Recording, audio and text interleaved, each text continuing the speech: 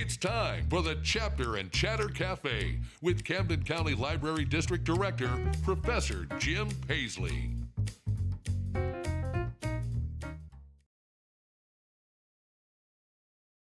Good morning and welcome. It's another edition of the Chapter and Chatter Cafe, coming to you live from the Camdenton branch of the Camden County Library District. I'm KB, of course. You know this nice gentleman to my left. That is the good Professor Jim Pasley, also the Camden County Library District's director. And we started a little venture a few months ago, and our goal is to inform you as to what's going on throughout all six branches of the Camden County Library District and give you a little bit of history along the way. So the library, of course, is a place of information, a place of learning, a place of education. And so we thought this morning we would take a little bit of time and try to educate you on the topic of education. How do you feel about that? Well, now's a good time to choose a topic. Yeah. Right. We were rolling the dice up till about 5, right. 10 minutes ago. Yeah, you know, yeah. I said, Jim, what do you want to talk about? He's like, what about education? Yeah. I said, I'm cool with that. Yeah. Hey, we want to thank some great supporters of the program. Of course, all six branches of the Camden County Library District. They do a phenomenal job of backing us on this and providing you with the material that we talk about. Also, some of our friends outside of the Library District, including SRG Financial Advisors, and the good folks at Lake TV who produced our Open. We thank them for their support. They understand and realize how important educating people is and what it takes. And it's not obviously as easy as it used to be. So we're going to jump into our conversation with Professor Pasley, and then on the backside of that, we'll talk a little bit about some of the events coming up. You talk about education. The Camden County Library District, their goal is to educate people and do so in a fun way. They've got a lot of fun events coming up, plus a resource that you can use for education. If you're wanting to know more about whatever, there's a nice way for you to find out, courtesy of the CCLD, and we'll talk about that here in just a little bit. Right now, let's bring him in to kind of get the whole ball rolling, and that is the good Professor Jim Pasley, who himself is an educator and has been for quite some time. 29 years teaching history courses for Columbia College. This is one of the books that he had in his class. Yeah, this is when I started. When he started. This is one of the books, that we used, yeah. Now, we see all these lovely books here, so education has obviously been paramount and up front with a lot of different people. You got these from? Dr. Mary Pat Brooks, who's on our library board. Right. She has a pretty extensive library herself, and she was kind enough to donate some of the books for the show here today so that we could, just talk about some of the different ways they went about teaching kids back in the old days. And I love this one. This is the New Elementary Arithmetic, written in 1902. There you go. So, yeah, this is new math, if any of you are interested in it at I all. was just going to say, yeah. Yeah, I think every generation has tried to come up with its own examples of new math. And then they had this novel concept. They came out with things that were readers, which actually have stories in them. And kids learned how to read, which I thought was pretty fascinating. And, they had 1st through 6th here readers, which I thought was great. And then they had another novel concept. What they did is they had a book called Healthy Land. And Healthy Land is stories. And there was one in here I looked at that kind of, I thought, that's interesting. It was The Squirrel and the President. Yes. And I thought, no, we're not going to go there, folks. But, it's all about this little squirrel who, there was a monument to one of the presidents, and the squirrel spent all of his time on the statue of the president, and it gets into the whole discussion about, living a healthy lifestyle, and the little squirrel wasn't eating correctly, and his mother would come and tell him, eat more berries and nuts and mix it all up and everything. But the whole story was about this little squirrel who lived on the president's shoulder. Now, I'm going to leave that right there, okay? So, normally when somebody says squirrel, it's because your attention is shifted almost automatically and very easily to something else. Like we'll be talking about something and I'll say, squirrel! Yeah, and we all look the other way. Exactly, So, that one caught my eye. But, again, I love the way they used to do it is they would get the lesson in there, but it was through a story. you know, and I mean, it's great stuff. Let me ask you, there was a book, they say the greatest book ever written, the Bible, was used probably as quite the educational tool over the years, because that's one of the main books that everybody had access to. Everybody had it, yeah, and it became really the first textbook for people in America as they started to learn how to read. In the one-room schoolhouse. In a one-room schoolhouse. If they had that. If they had it, right. Yes. But what I found fascinating is I did the research on education in America, and what we do now is just so much different than what we did when we founded the country and started out. Basically, from the 1650s until about the 1850s, most of the education took place in the home. Okay, and basically it was the wife's job, the mother, to educate the kids. And so it's kind of interesting. The women didn't go to very many, if any, went to college, but what they did is they did get a basic education, and the purpose was so that they could teach the kids. And almost every kid in early America was able to read and write before they entered into any kind of formal education at all. And it all happened at home. So I thought that was kind of an interesting way of approaching things. Now, they had home education, they had your schools that eventually came about, they had churches, played a big role. They had voluntary associations that would come together to educate the kids in their communities. And then, of all things, they had these things called libraries. Can you imagine? Yeah. And people could actually go in and they could get a book. I mean, you know, and back then, books were expensive. But guess what? The community realized we need to have a way for everybody to gain access to books. And if you look around here, we've got a few books here, you know.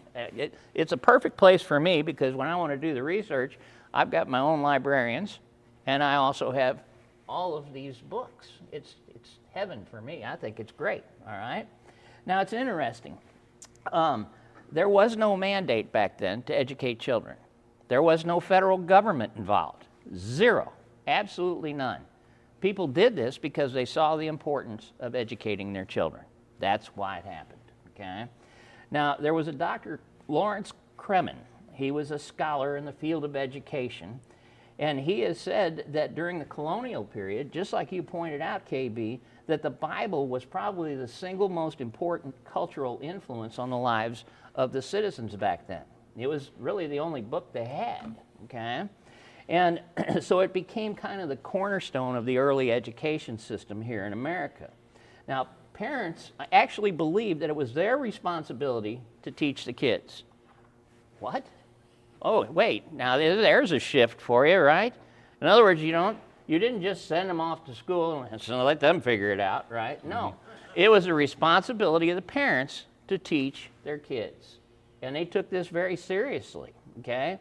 And to me, that's kind of the missing link that we have today, is parents need to become much more involved in the education of their children. Well, now aren't they trying to do that? Well, absolutely. Got a lot of homeschooling. Absolutely. And I think what happened is when we had COVID, you know, the schools weren't available, and all of a sudden, these parents looked and said, I wonder who these little people are, and, you know, and why don't they know this? And so, bingo. It's Wednesday at 10 o'clock. What are you doing here? Yes, why are you here? Yes, you know, and so it was great, and you know, if you can find any silver lining to it, it's the fact that the parents became very active then in educating their children, and I hope it sticks. I hope it stays that way. Now, the other thing I found that was interesting is parents believed that it was not only their responsibility to teach the kids, you know, how to make a living, which is basically what the education was about, but also how to live. I'm going to say that again. It's not necessarily about teaching them how to make a living, but how to live, and that's what's missing. Right now, we need to concentrate more and more on our kids on teaching them how to live. Ethics, the right thing to do, morality, the whole 9 yards. That needs to be a part of the education as well, and the parents used to do that, and they need to step up and do it again today. Now, as our forefathers started searching their Bibles, they found that the function of the government was to protect life and liberty. Nothing in there about education. They're saying, wait a minute, wait, you know. Yeah, think about this, folks. There's nothing in the Constitution about education. Zero. Absolutely nothing.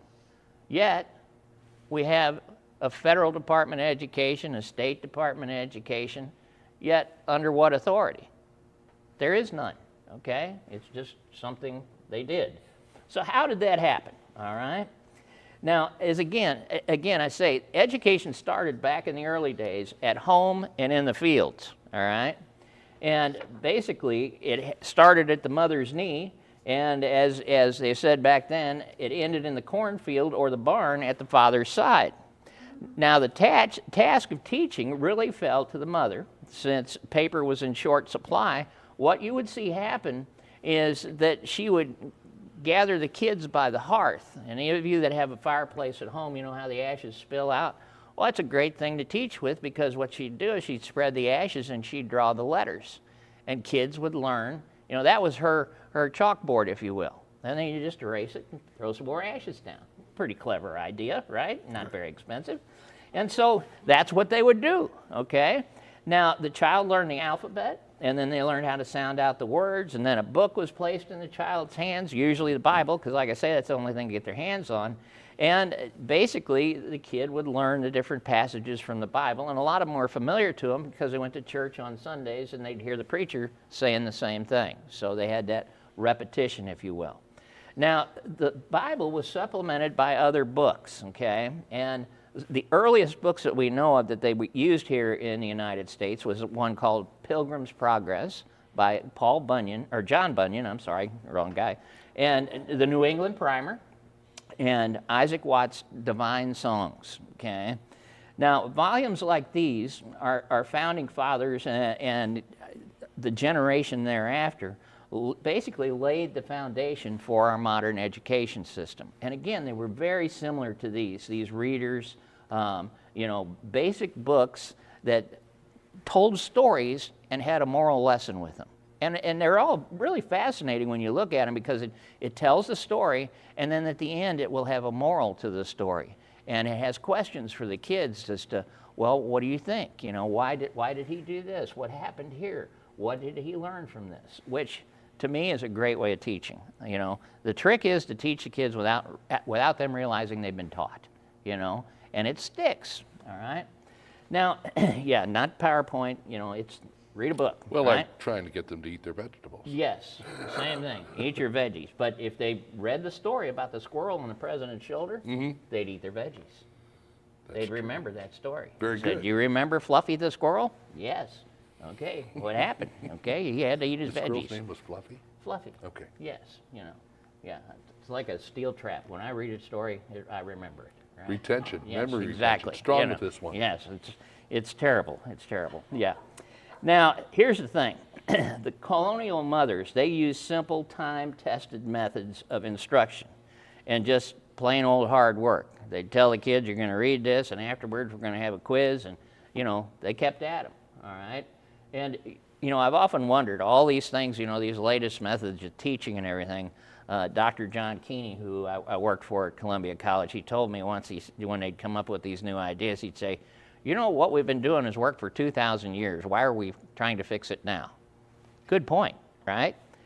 Now, home education was so common in America that most children, like I say, knew how to read and write before they even got to school.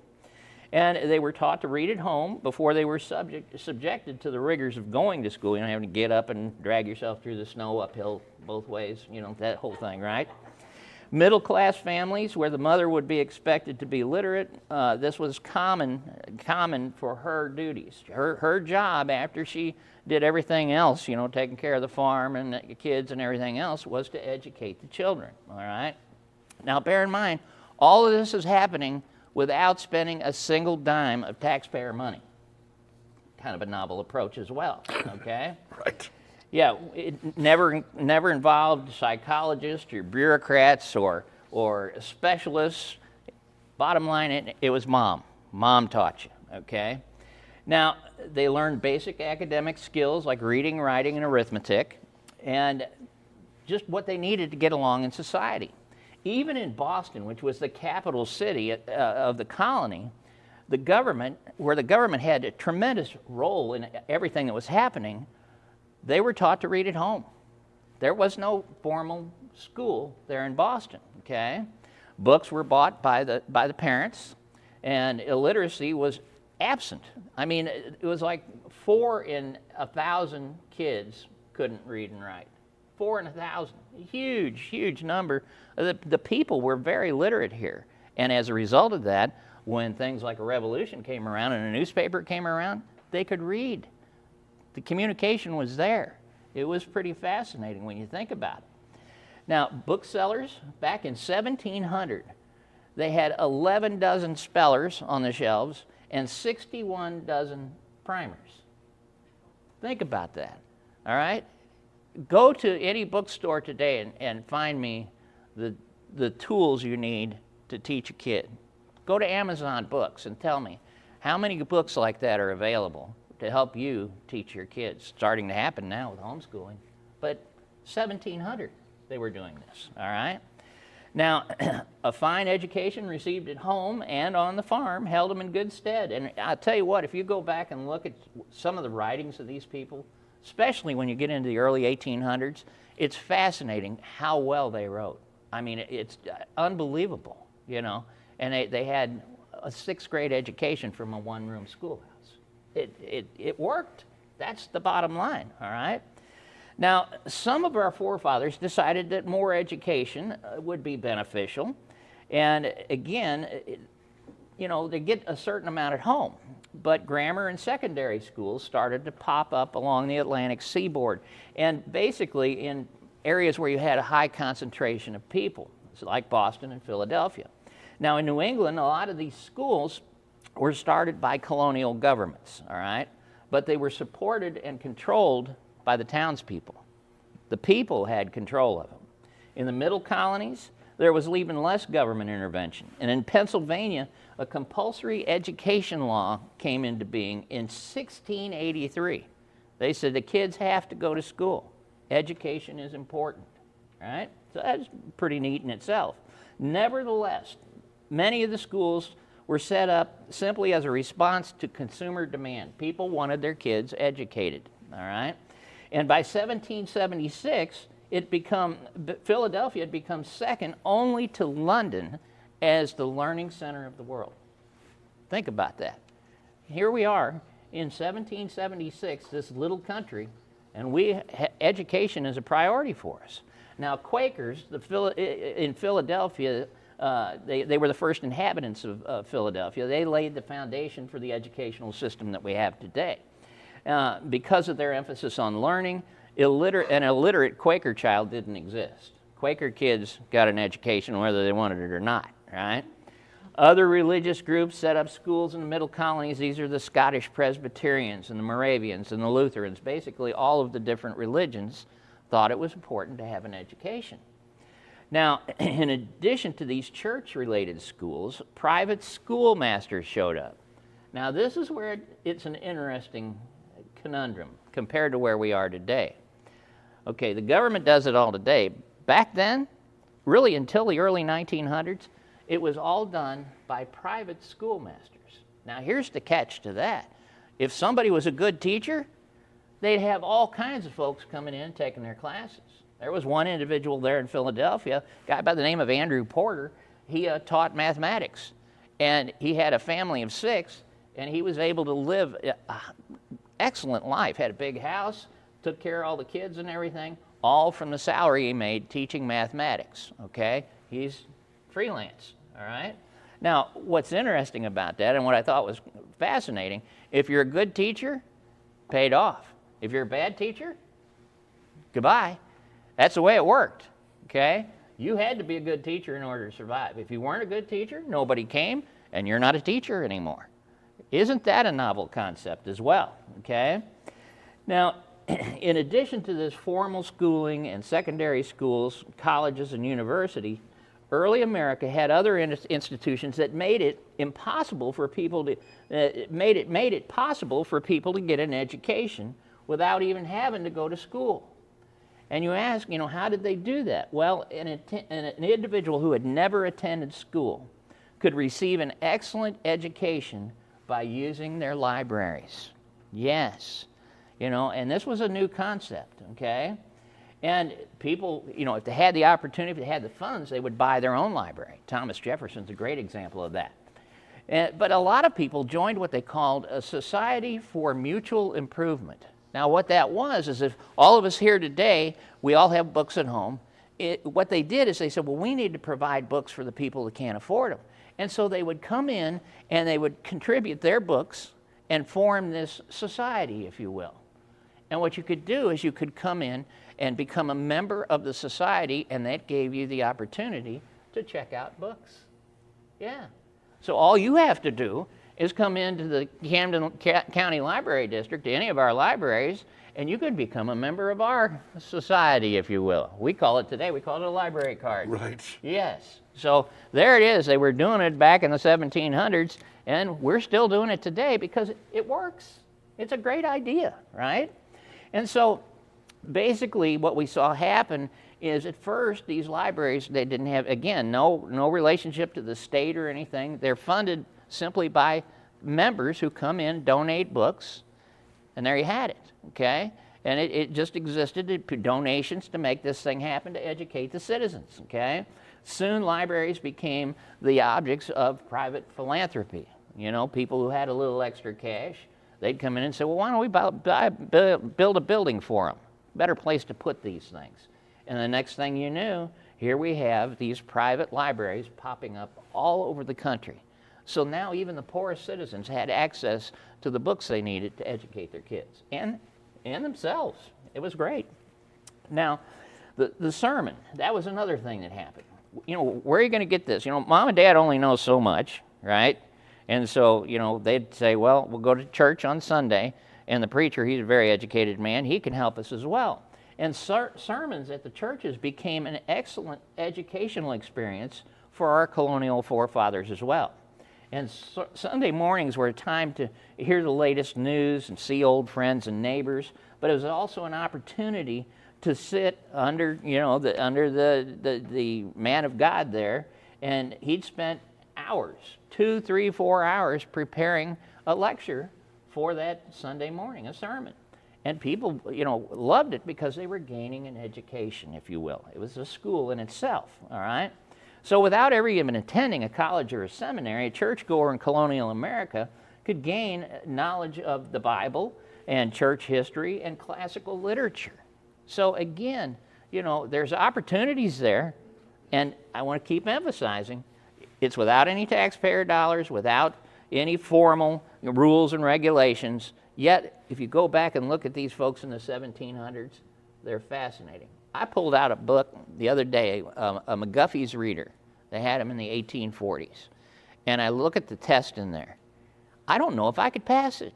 I mean, those people were smart. Mm-hmm. I mean, it's unbelievable. I ought to do that. I ought to post that and say, okay, let's see how many people today could pass this test for third graders in 1840. It's amazing, all right? And yet they could do it. Now, Sunday schools also developed during this period. Unlike their modern-day counterparts, colonial Sunday schools not only taught the Bible, but also reading and writing.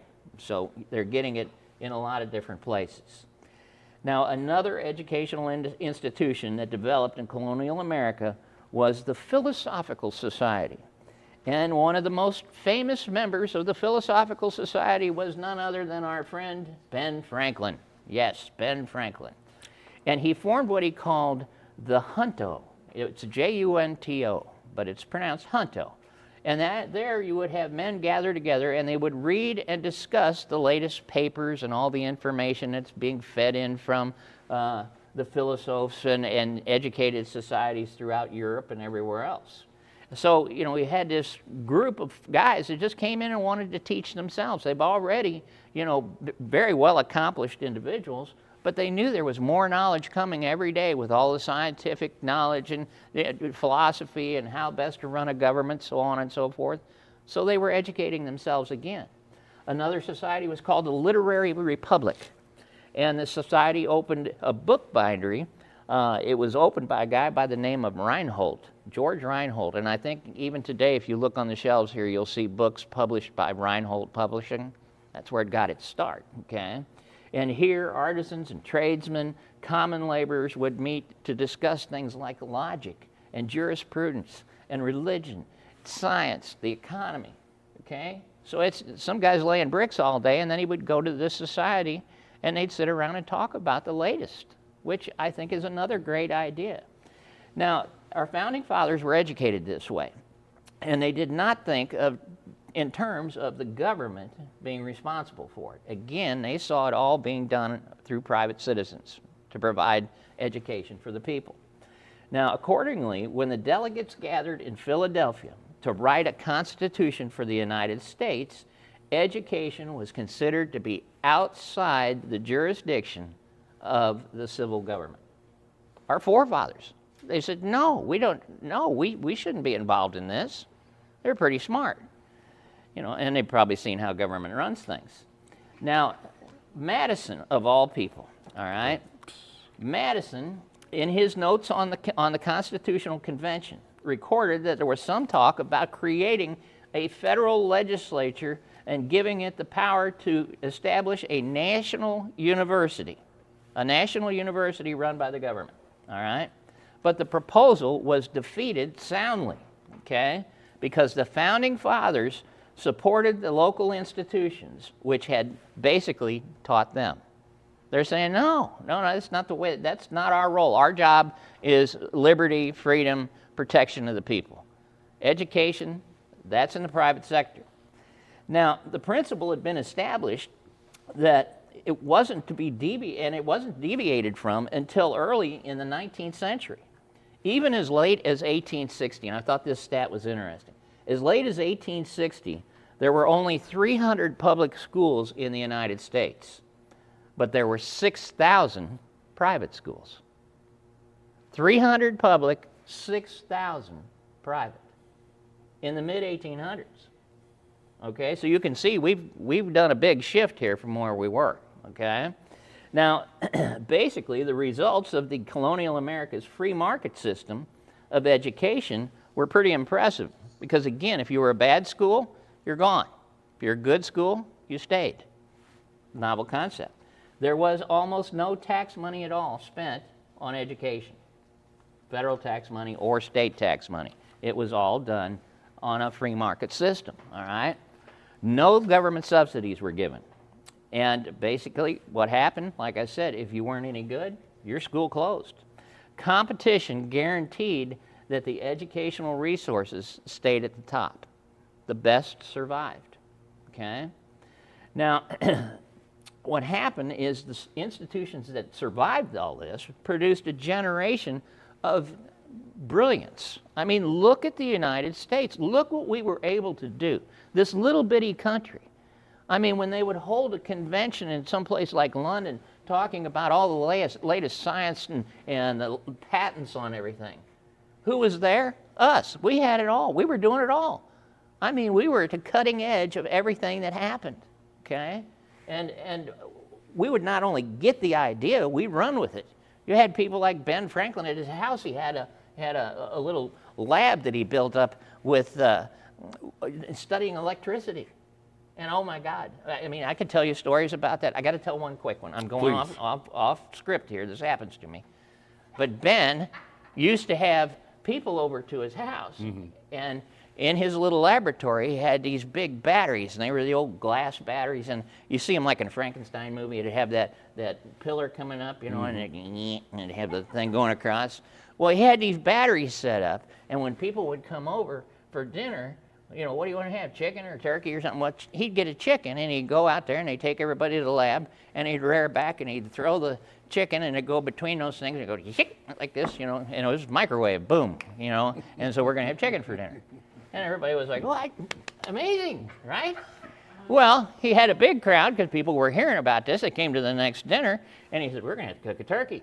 And so with that, he goes and gets a turkey, and he rears back, and he's leaning back, and he gives this thing a heave, and sure enough, the turkey, zap, gets it, but he stumbles and falls backwards. Well, when he fell backwards, he fell right between two other batteries.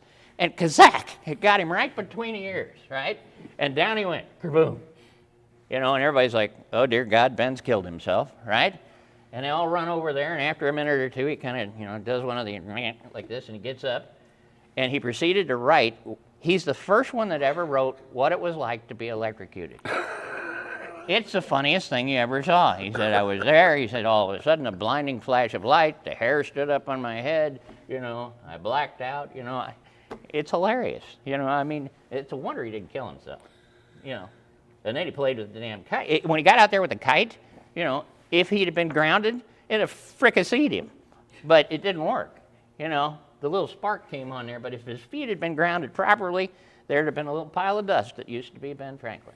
So, now I've gone off on a tangent. But Ben Franklin, like I say, he's... Ben Franklin, everybody. Yes, let's hear it for Ben. Way to go, yeah, So, anyhow, Ben basically testified to the efficiency of the education system that we had here in America. And according to Franklin, the North American libraries alone have improved, I'll quote him, he said, have improved the general conversation of Americans, made the common tradesman and farmer as intelligent as most gentlemen from other countries, and perhaps have contributed in some degree to the stand so generally made throughout the colonies in defense of their privileges.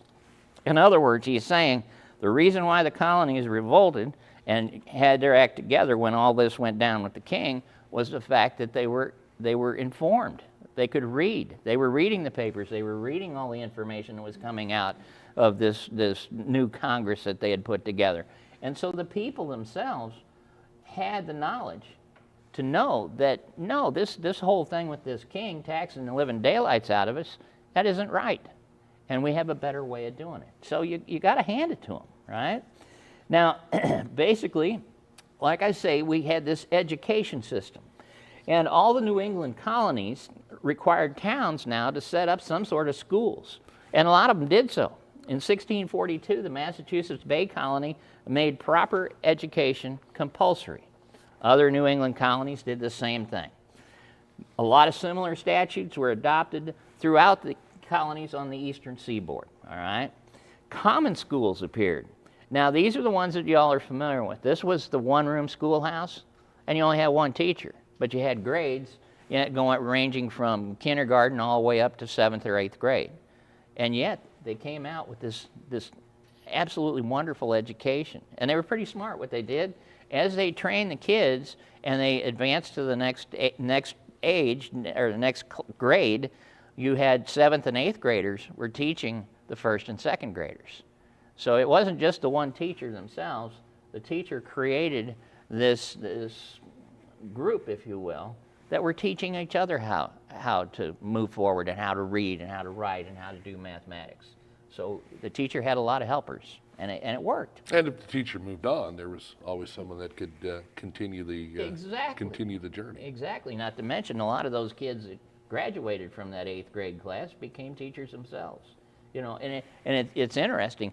Ben Franklin, our buddy, he went to the Boston Latin School, and he had an 8th grade education. Ben Franklin, okay? Everybody in this room has a higher education than Ben Franklin. Well done, right? So think about that, all right? Now, here's where we get into an interesting conundrum today.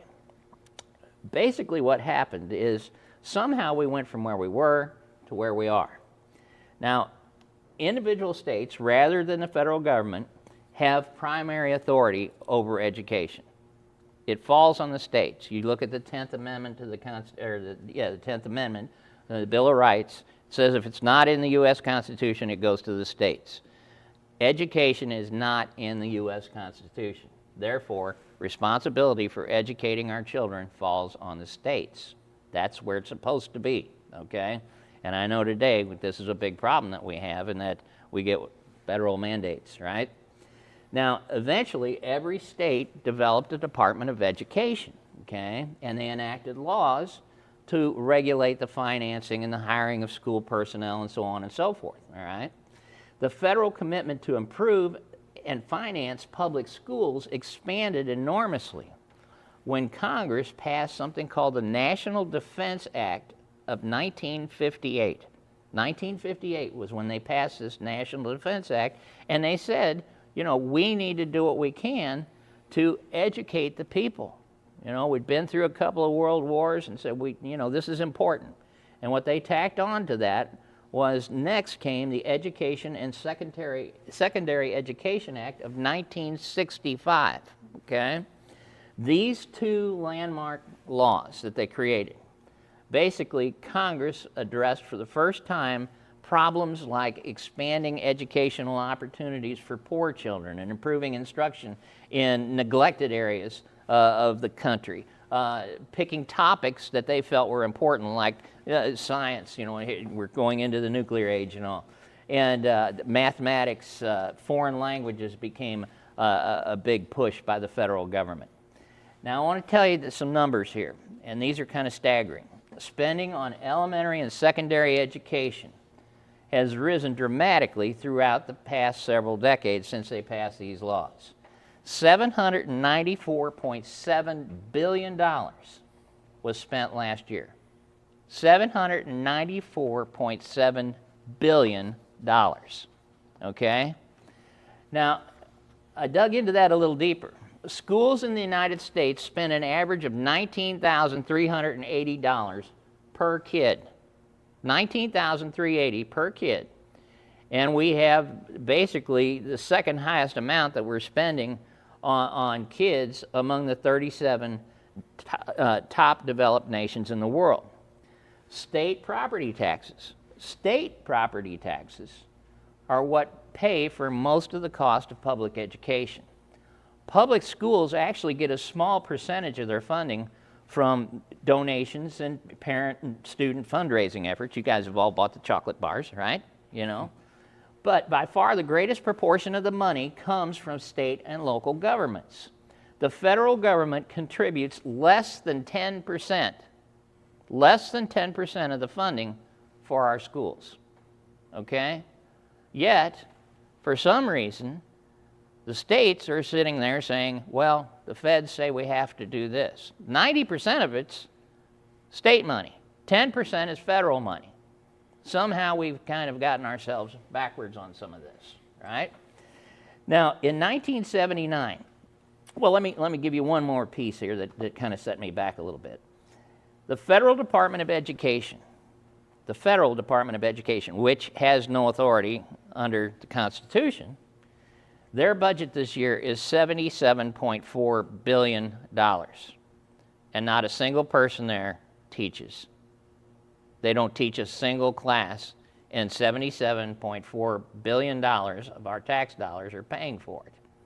So when they want to tell us that this is what should be taught, and new math and Common Core and all the other stuff they come up with, somebody, I think at the state level, should come back and say, let me remind you that you only pay 10%, and I'm not seeing much I'm getting out of my $77.4 billion that you're taking from the citizens of the state of Missouri or Michigan or wherever it is. Now, in 1979, President Carter advocated for creating a cabinet-level Department of Education. It was Carter's the one that created it, okay? And he wanted to transfer most of the Department of Health, Education, and Welfare's education-related problems to this new department. It was a, mixing of the group, if you will. Updating education to cabinet level in '79 was opposed by anybody who saw the department as unconstitutional. Yes, our federal government, our legislature, there were a bunch of them that says you can't do this. Under what authority you're doing it? And they did it anyhow, okay? Now, many people see the department as constitutional under what they call the Commerce Clause. And if you'll remember, when we did the Federalist Papers, right? Remember that, necessary and proper? Necessary and proper. There it is, folks, in all its glory.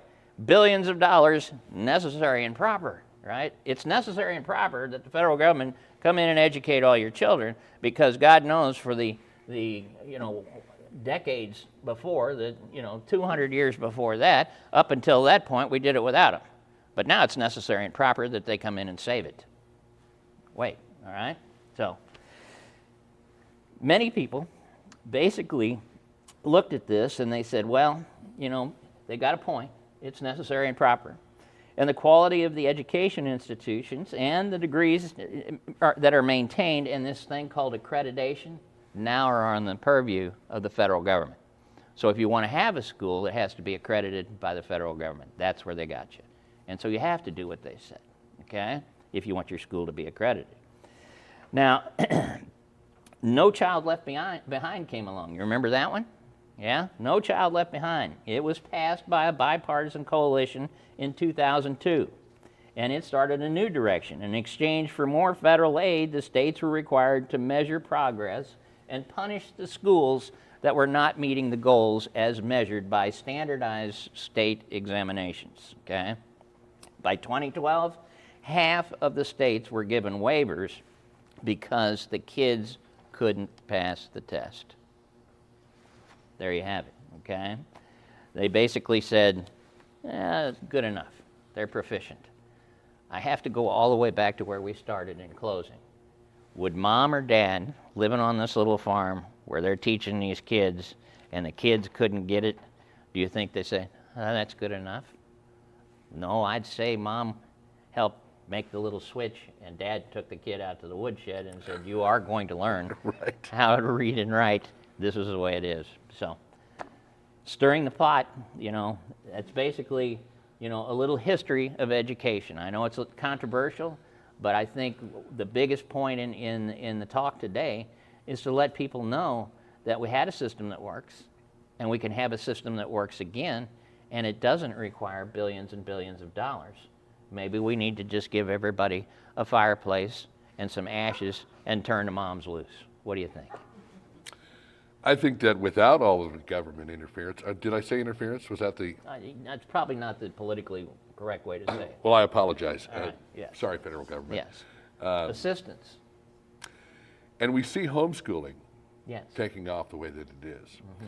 And what's interesting is I run into more and more kids that are being homeschooled almost every week. Yes. I talk to a young person and we get discussing education and they say, well, I was homeschooled. Mm-hmm. And I always say, well, good for you. Mm-hmm. Because the dedication necessary in order to, get a child to buy into what it is, you're selling mm-hmm. is the dedication of a parent. And there are so many dedicated parents out there. Of course we know, it obviously depends. I think in this day and age, a lot of parents use the school system, and I hate to say this, as a babysitting service. Mm-hmm. More or less just dropping the kids off, hoping to God they learn something. And when it's all said and done, that they graduate and possibly go on to college, mm-hmm. maybe trade school, maybe they take over the family business. And that's, with both fingers, all these fingers crossed, because there's no guarantees. Right. We have dumbed it down, we've watered it down, and we've really kind of taken the parents out of the equation. And I think in some instances, parents are becoming more aware of this, wanting to have more involvement, but schools aren't allowing that. Bingo. And, okay, when you talk about things like accreditation, mm-hmm. and the need for these schools to be accredited, well, then they have to dance to the tune of the federal and state governments, not just federal government, but it trickles down. And so then you get in a situation where it's not about the education, it's about conforming. Yes. And this conforming is what's really throwing things off, because now the federal government says this is what we want kids to learn. And it could not necessarily be something that some parents are happy about. Or teachers. Teachers. Your insight is spot on. And I want to say this, and I mean it sincerely. I love our schools. We have great facilities. That part of it is perfect. But again, you're paying for it with your tax dollars. The poor teachers. Now, I've got a lot of teachers in the communities down here mm-hmm. that attended my classes, and they're excellent. We have some of the best teachers in the entire nation right here in our school systems. The unfortunate thing is we need to get the government to step out of the way and let the teachers teach. What they're doing is they're trying to make them nothing more than facilitators. Here's the program. You come in and you present this. This is what the federal government says you should do and how you should do it, and these are the tests that you have to take. No. Each individual teacher is passionate about what they do. They have a special knack for working with children. That's why they're there. Let them do their jobs. That's all I'm saying. I'm not talking about doing away with the public system. I'm saying it needs to be reformed, and we need to let teachers teach again. I don't think any person that gets involved at some point in wanting to be an educator is wanting to be someone who's a facilitator. They want to be able to teach. Right. They have a passion. Exactly. Allow them to run with that passion. And obviously, that has been squashed in a lot of different instances. Yes. For you homeschoolers out there, we've got a lot here in the library that can help you. Absolutely. And I encourage you, that you moms and dads that are teaching out there, come on in and let us help you. That's why we're here. And I think in a lot of instances now, we're seeing how the government is noticing how homeschooling is really taking off. And they're trying to slow that process, almost interfere, put up roadblocks, speed bumps, whatever you want to call it. And they're again making it more difficult for parents to be in control of what their children learn. Some parents are capable of doing so, others maybe not so much. That's why they formed these different groups and organizations. We've got some homeschooling groups here at the lake that essentially, you know, if you're having maybe an issue with something, you can reach out to these people and they will come in and help you. We also, fortunately for a lot of homeschoolers, have attorneys that have noticed this as well and have stepped in to assist parents who'd like to homeschool. And it's amazing when you think about it, but these people are backed up around the corner with court cases. It's almost impossible in this day and age to get an attorney to represent you as far as homeschooling goes, because the attorneys that specialize in this particular field, well, they're just getting hit with a deluge of parents wanting their assistance. So again, I guess we probably need to talk a little bit about some of the events coming up here. Absolutely. Great discussion on your part again, Thank sir. you, sir. Spot on. Thank you. And as an educator, you've witnessed a lot of this. You've I seen sure it up have. close. I sure have. Yeah, when they start picking the books that you have to use, now that they start a slippery slope. You know, so Well, that gets to be a big problem. And we hope that the library is a place where people can come and learn freely. That's right. And you know, we've talked about things such as book banning and book burning. Right. And it never seems to work very well. No, it doesn't. If you try to, you know, and here's the thing that I don't think most people understand and realize. When you want to take something away from someone and limit their access to it, that makes them have an even greater desire Interest in it. Yep. to want to be, Right. do whatever it takes in order to get a hold of this. Well, if they don't want me to see it, why is that? Right. And I need to look into it. You know, you say, well, you can't very well talk about, you know, the evils of communism if you haven't read the Communist Manifesto. Right. But if we don't let you have it, then what are you going to talk about? Herb, if you're listening, if you're watching, Yes. what step is that? What number on the list Exactly. is that? Exactly. And he'll appreciate Right. that. Let's talk about some of the great things we've been doing here. We had 178 people here the other day for part of one of our programs just for summer reading. 178 people showed up. And that's It was good. great. That's It at was least awesome. that's at least 178 more people that are going to have access to this facility, hopefully, or the Camden County Library District branch that's closest to them. Yep. I think what's interesting about all of this is that the library itself offers so many different programs, and one of the interesting programs, this Learning Express library, you can achieve your goals in school, at work, and in life. Whether you're looking to improve your core skills, prepare for college admission tests, obtain your high school equivalency, or just join the workforce. Learning Express Library, it's a powerful e-learning platform from EBSCO, EBSCO. How about that? She's like sitting there, God, I hope he gets it right. It's EBSCO Learning Express, and they've got everything you need. Learning Express Library, it's a collection of practice tests and quizzes, tutorials, all kinds of different things, micro lessons, ebooks, articles, and flashcards. Remember the old flashcards? Oh, yeah. You bet. I remember, especially the multiplication table flashcards. I love those. Yeah. As a matter of fact, I think I still have some somewhere, and I still refer to them. Using Learning Express, you can prepare for your SAT, your ACT, and AP college admission exams, build skills in math, reading, writing, social studies, science, and technology. I've got to tell you something, and this is no slam to any social studies teacher I had over the years, but I've actually learned more from you than I did in social studies. It's probably because I'm awake most of the time that you're talking about it. Yeah, and back then mine was Coach Donahue Fridays, and he was a football coach, He said, you know, and he'd talk about the Hottentots and the Wild Wild Women. I haven't found them yet. I've done a lot of research. I have no idea who they were, but that's the only thing I remember. So. You can explore potential careers, including military service. Remember when there was the old, you come to the crossroads, and maybe you haven't, as a child, hadn't had the most successful childhood. Mm-hmm.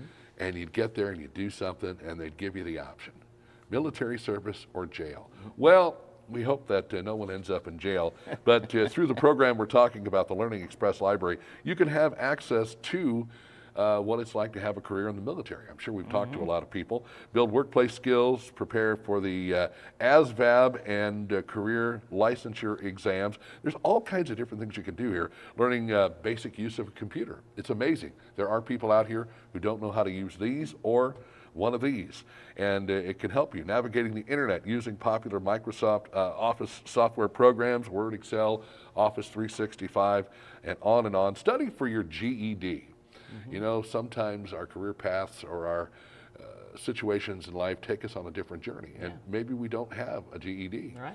There's ways to get it. Prepare for the U.S. citizenship exam. I wonder how many of those are going to be getting passed. Well, it would be interesting to see how many people can pass it. Right. Well, we've got some interesting things coming up on that. Maybe that's another topic. Right? Go back around to our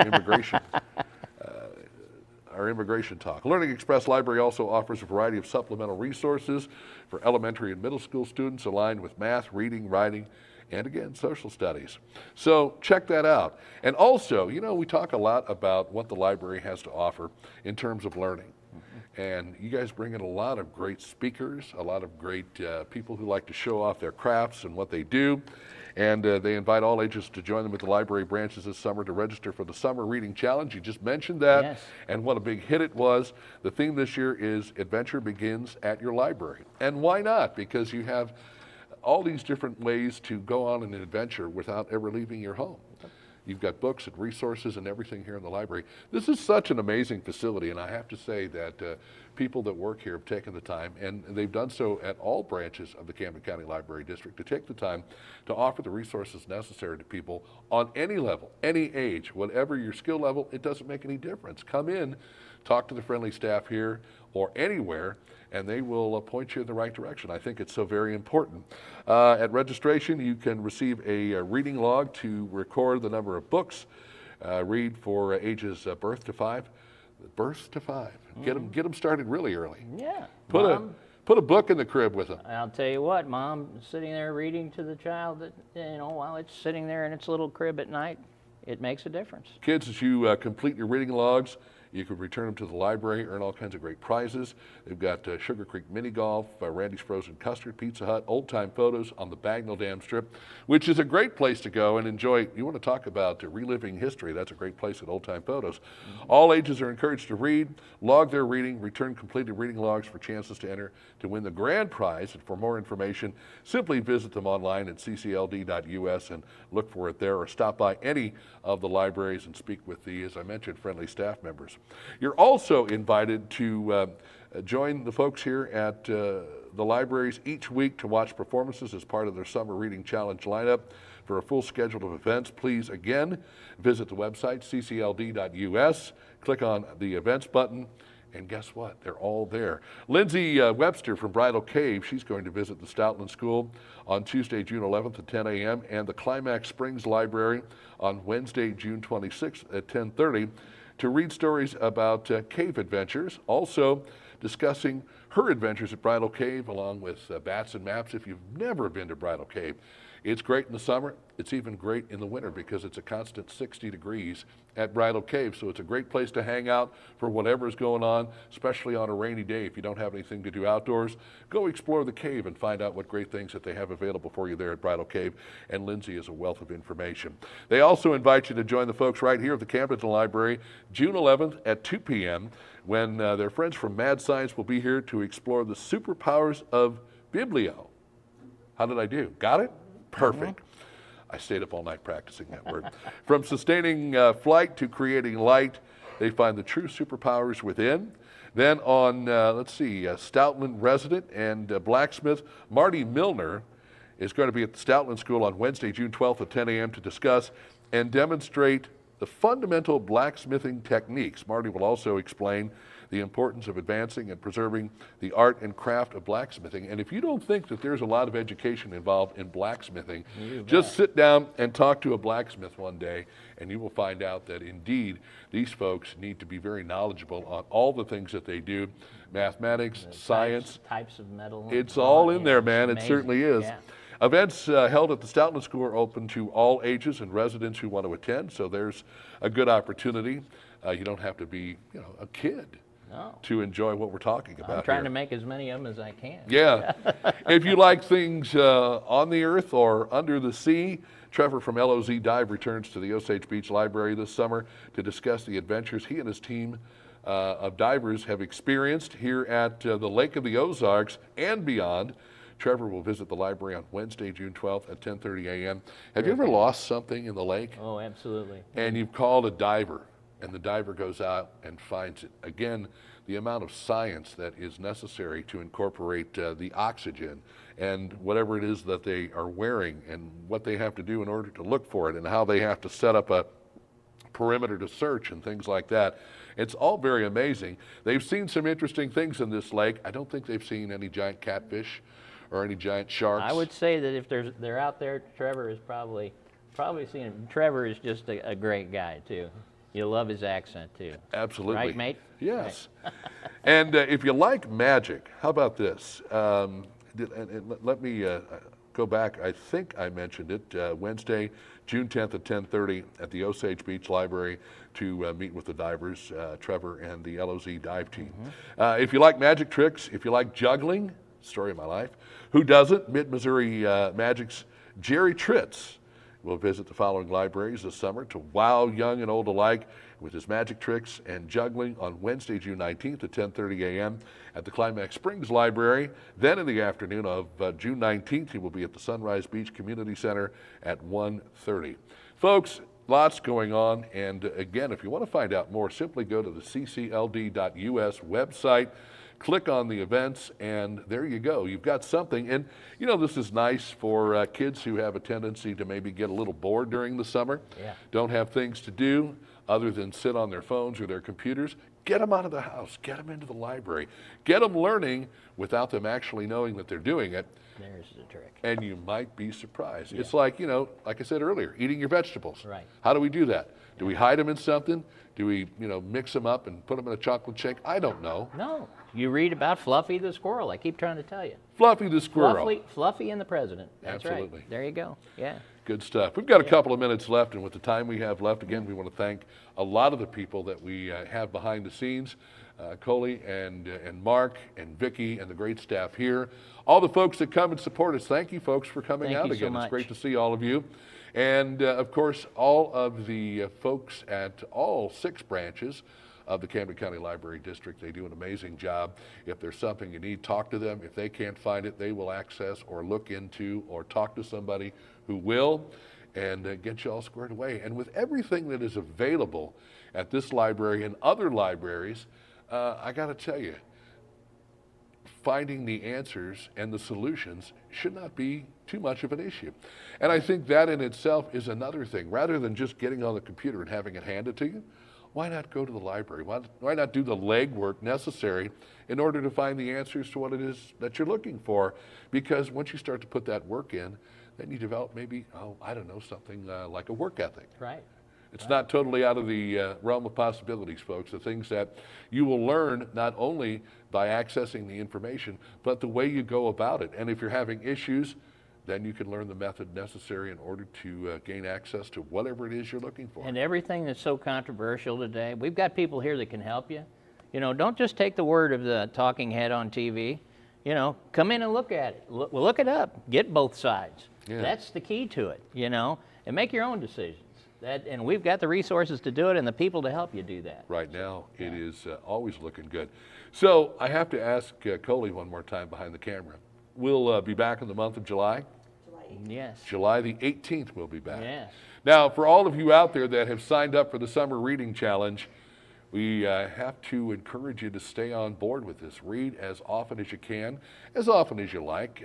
Don't make it a task, because then sometimes people have a tendency to put it off. Well, and I'd also like to thank all the sponsors that have helped us with the prizes and everything. Right, certainly. I mean, and anybody in the community who wants to jump in and help us to educate the community, by providing some incentives for these kids, please contact us. But thank you to each and every one of the sponsors that's helped us with this. July 18th is when we'll be back at 8 a.m. Yeah. Do you have a topic lined up yet? Yeah, I do. Do we want to? Well, we've only got about 30 seconds left, so we can say it and run. How about China and Taiwan? What do you China think? and Taiwan. Yeah, might as well just in with both feet, right? China and Taiwan, a little history. It's been a while. Yeah, it has. So I'm looking forward to that one. As always, we thank our helpers. We thank our great sponsors, Lake TV, SRG Financial Advisors, and a big thanks to you, sir. Professor Jim Pasley, the director of the Camden County Library District. Folks, we'll see you again on the 18th of July, either in person here at the Camdenton Library or watching us on YouTube. Until then, God bless, and take care of yourself. Enjoy, and visit your local library as often as you can.